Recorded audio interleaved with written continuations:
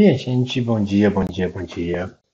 Seguinte, o Paz, ele também nos cobra que vocês da terceira série entendam um pouquinho sobre gravitação universal e lei de Kepler. Esse conteúdo você não vai encontrar no seu livro, então peço para que você busque lá no fundo do estante da sua gaveta o livro da primeira série. A gente vai tratar sobre isso aqui, ó, capítulo 17. Sim, iremos falar sobre vários contos, crenças, astrologia, astronomia e esse jovem aqui, Ptolomeu. Não só com seu quadrante, que é um dos dispositivos que nós literalmente não conhecemos, na tentativa de vasculhar o céu e gerar ali alguns padrões matemáticos, como o seu universo geocêntrico, a loucura ali do Copérnico, e do seu livro A Revolução das Esferas Celestes, e olha que foi uma revolução de verdade. Então, basicamente, eu vou te mostrar aqui algumas características do papo que nós já começamos hoje de manhã, beleza? Então, olha que, primeiro, essas ilustrações são fantásticas, de todo o tipo de, na tentativa de entender o céu, na verdade, né? Seja ele heliocêntrico ou geocêntrico. Então, assim, existem diversos livros com gravuras lindíssimas e de tempos muito antigos, onde a gente pode observar, né, essas tentativas de diversos pintores, diversos artistas, né, em tentar explicar o universo. E com certeza não serão as últimas tentativas, obviamente, né? Até hoje nós temos essa ideia de multiverso, buracos negros. Existem, não existem? Então, tá aí a ciência que tenta explicar. Então bora lá. Alguns personagens famosos que você provavelmente já conhece. O tal do Galileu Galilei, a sua famosa luneta, que no fundo ele não foi o primeiro a fazer, tá? Então fique ligado com relação a isso também. E, obviamente, os diversos experimentos que ele propôs na tentativa de mostrar que a Terra girava em torno do Sol, no caso. Beleza? Então, vamos ao que interessa. Sistema solar. Então, há uma região do sistema solar, que é o que nós chamamos de região habitável, que ali nós conseguimos observar condições específicas de temperatura, de pressão, atmosfera, dentre outras características para que a vida literalmente funcione. Tá certo? Outro ponto importante, com relação à estrutura do sistema solar. Então você observa que está bem diferente aqui dos livros convencionais de ensino fundamental ou até do ensino médio de algum tempo atrás, com relação ao que? Ao tamanho dos planetas e, obviamente, o tamanho da nossa estrela-mor, que é o Sol, tá certo? Então a gente vai falar também um pouquinho sobre algumas características das estrelas, algumas características dessas anãs. E o que é uma anã? Então existem outras nomenclaturas, outras classificações de estrelas também, tá certo? Planetas, planetas anões e assim por diante. Então vamos para a parte de matemática, que geralmente é o que te é cobrado. Então, primeira, lei das órbitas, ou que é o que a gente chama de primeira lei de Kepler. Então, a primeira característica é o que nós comentamos mais cedo. Então, órbitas necessariamente o quê? Elípticas. Então tá aqui, ó. Então, a minha primeira lei de Kepler está relacionada às órbitas elípticas. Então a elipse é a única entre todas as outras formas geométricas que funcionam com os fenômenos que nós observamos, seja com relação ao clima, ao tempo, seja com relação ao outono, inverno, verão, regiões com mais sol, região com menos sol.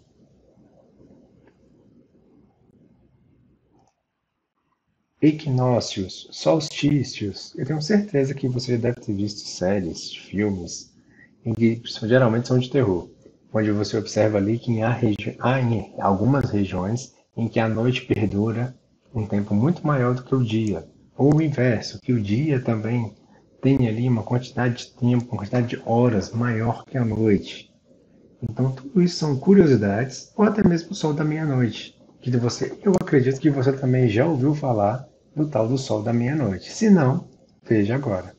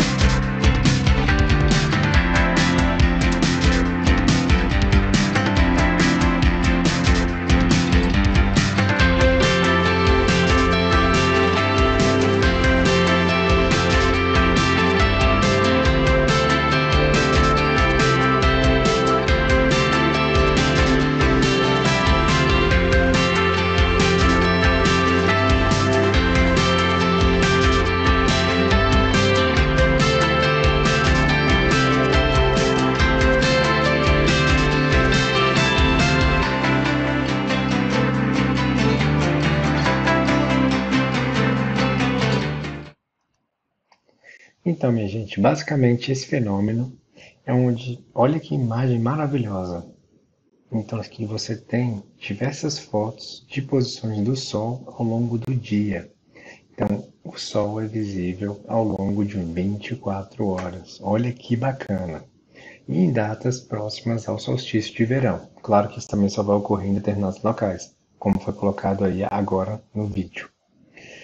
E é isso, muito, muito bacana. Bom, a segunda lei de Kepler, você vai fazer uma relação muito fácil e muito rápida com a teoria da gravitação universal de Newton.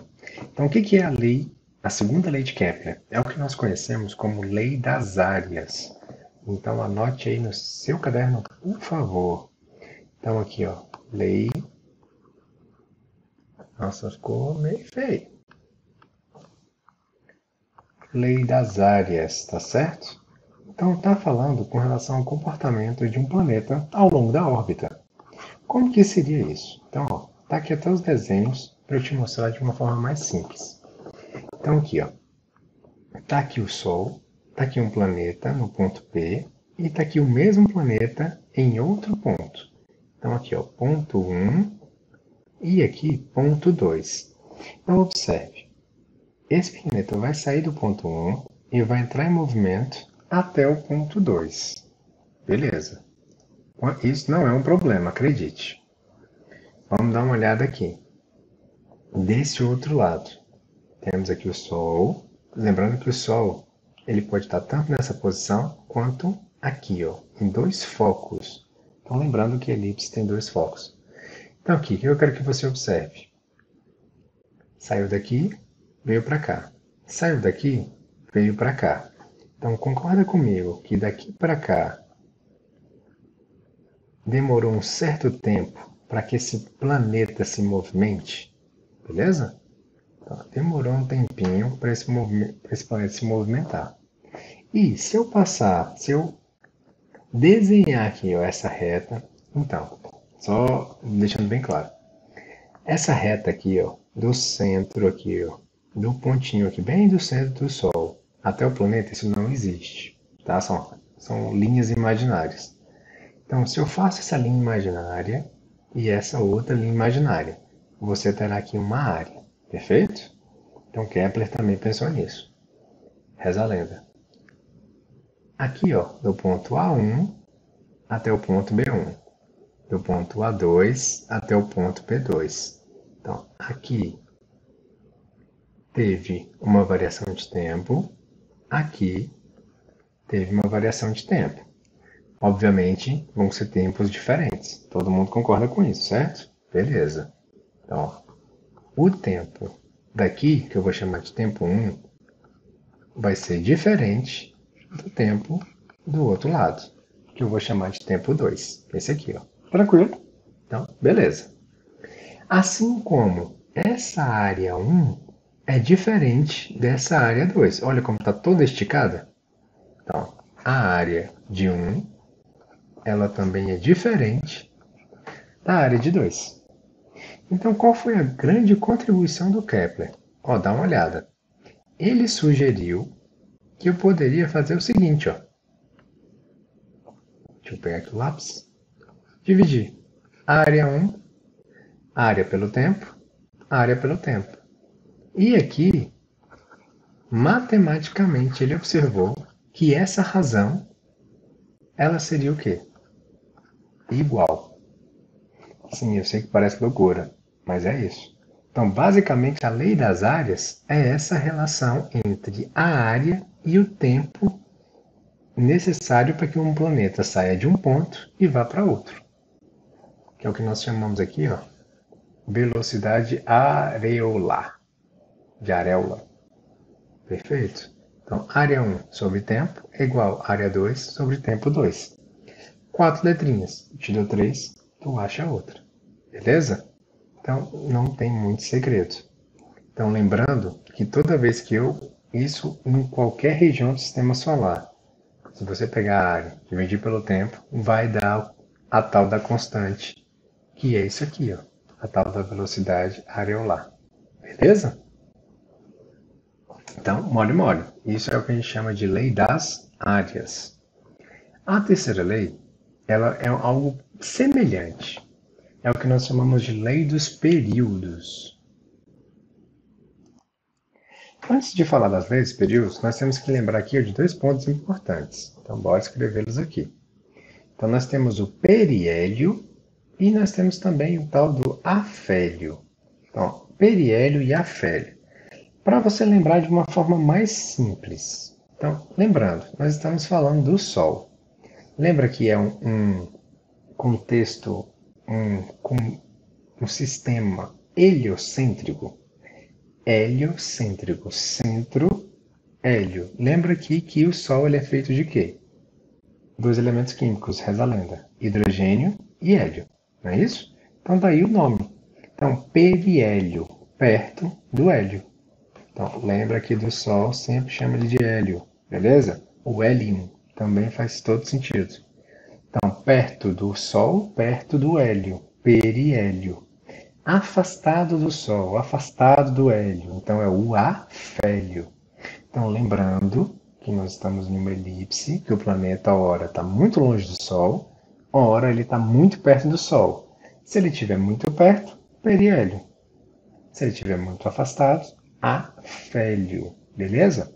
Sim, parece bobeira, mas esses nomes vão fazer diferença e, obviamente, vão ser cobrados nas provas aí, tá bom? Então, fique esperto com relação a isso. Então, aqui, ó, não é à toa que eu utilizo aqui, ó, raio do afélio, raio do periélio, beleza? Então, tá bom. Então, vamos ver agora o que fala essa lei dos períodos. Então, observe. Falando do planeta, nós sabemos que a Terra demora quanto tempo para dar uma volta em torno do Sol? Reza a lenda, 365 dias e uns quebradinhos. Não é isso? Não é à toa que nós temos aí o tal do ano bissexto. Mas vamos lá. 3.005 dias. Concorda comigo que é o tempo necessário para dar uma volta completa? Isso é o que nós chamamos de T maiúsculo, que é o período. Beleza?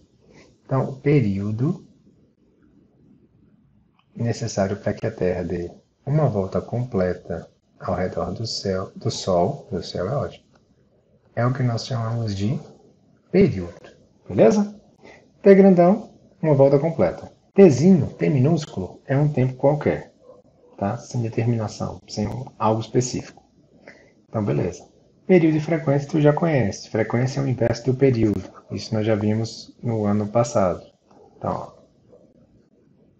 toda vez que eu te disser sobre frequência, você tem que lembrar de número de vezes, não é isso? Repetições, e que a frequência é o inverso do período.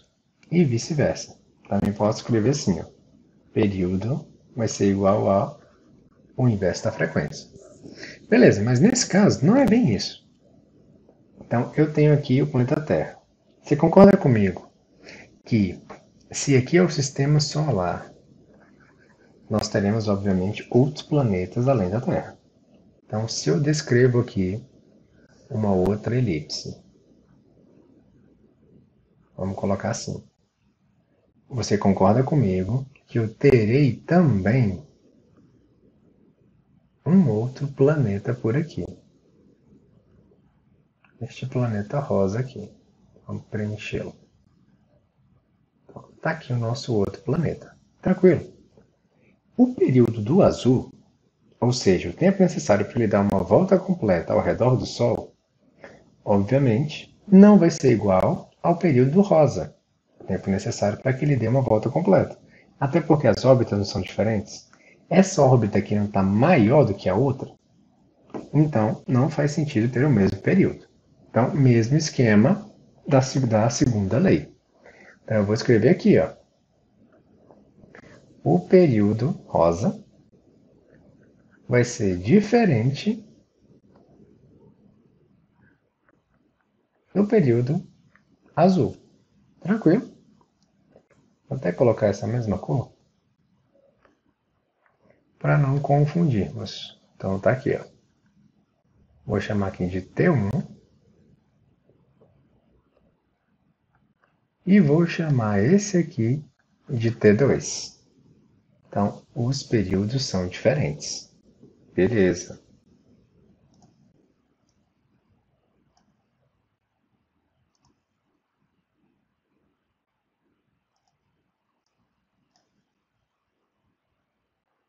Agora, além do período, você concorda também que os raios, o raio da órbita vai ser diferente? Detalhe, esse raio é o que nós conhecemos como raio médio. É uma média, literalmente, aqui, ó, das distâncias entre periélio e Sol, afélio e Sol, beleza?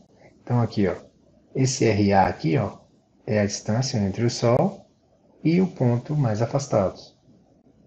RP vai ser a distância entre o Sol, bem do centro, até o que? O ponto mais próximo, tudo bem? Então isso obviamente dividido por 2. Então está aqui esse raio médio. Então esse raio rosa não vai ser igual ao raio azul, beleza? Todo mundo também acredita e concorde com isso. Farei a mesma coisa. Vou escrever aqui, ó. Raio 2 também vai ser diferente do que? Do raio 1, naturalmente.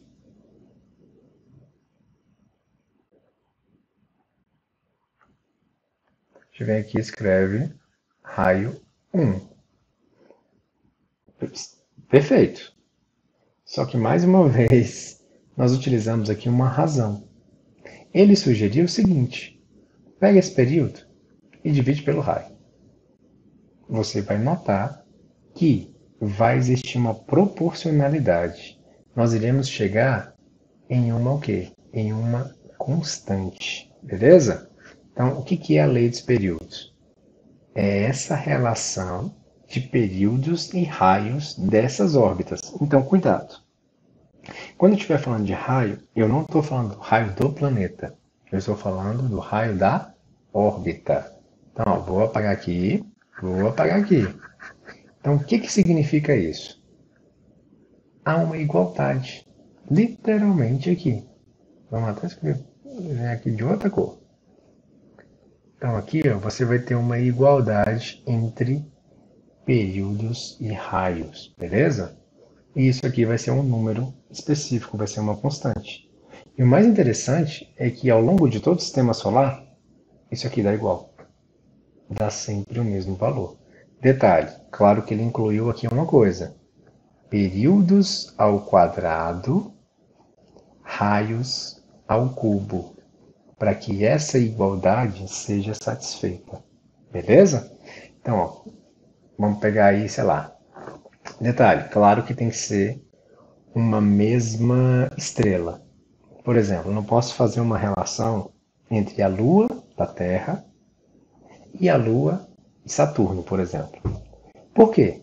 Eu tenho sempre que levar em consideração o planeta que está gerando o tal do campo gravitacional. Então, por exemplo, o Sol não segura Marte, Vênus, Terra, Júpiter e assim sucessivamente.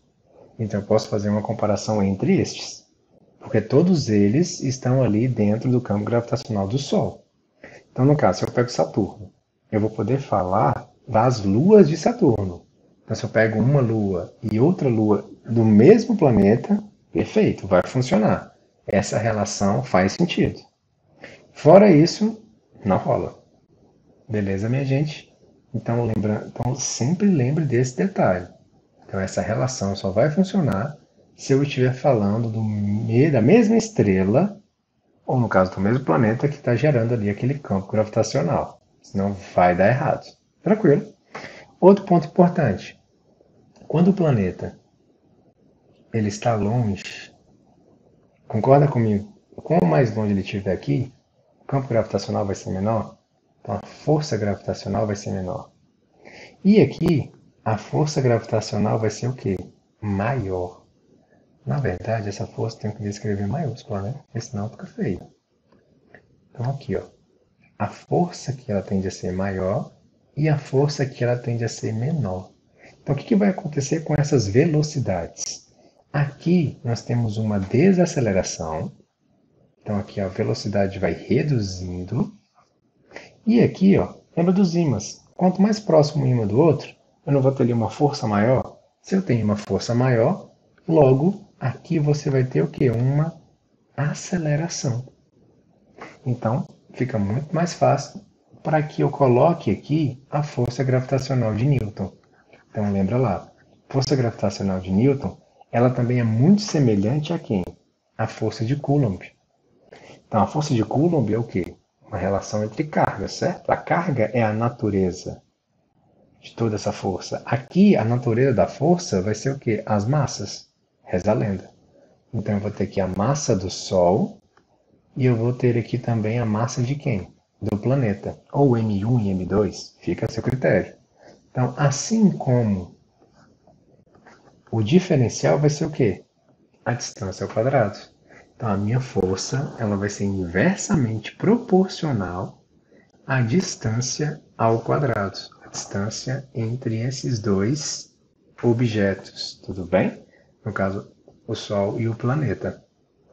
Então, aproximou do Sol, aceleração. Aproximou do periélio. Está se afastando do periélio. Indo aqui para o afélio, mais afastado, força diminui, então eu tenho uma desaceleração. Tá? Então você tem que lembrar disso também. E aqui, obviamente, faltou também a minha constante. Então vamos desenhar aqui minha constante, que é a constante da gravitação universal, que é o Gzão. Então lembra que a força de Coulomb é o quê? Força elétrica é igual a K vezes Q1, Q2 sobre distância ao quadrado. Força gravitacional, tipo igual. Gzão, gravitação universal, que também é um número específico, massa 1, massa 2, dividido pela distância ao quadrado. Lembrando, aqui o diferencial é que nós só teremos o quê? Força de atração. Tá certo? Já nas forças elétricas e magnéticas, nós temos tanto a atração quanto a repulsão. Então você tem que também estar ligado com relação a isso. Mas a equação é igual e as proporcionalidades também. Tá certo? Bom, por enquanto é isso, minha gente. E eu gostaria também que vocês vissem um vídeo falando sobre a estrutura do sistema solar e não só isso. O sistema solar em escala, como realmente faz sentido, beleza? E lembrando também que o sistema solar também vai estar em movimento, né? Será que ele está paradinho ali, como normalmente é traduzido nos livros, ou mesmo nos vídeos que vocês veem no YouTube, ou algo semelhante? Então, se bem que o movimento também depende ali de um referencial, certo? Pois é. Bom, então vejam esse vídeo e até a próxima aula. Um abraço.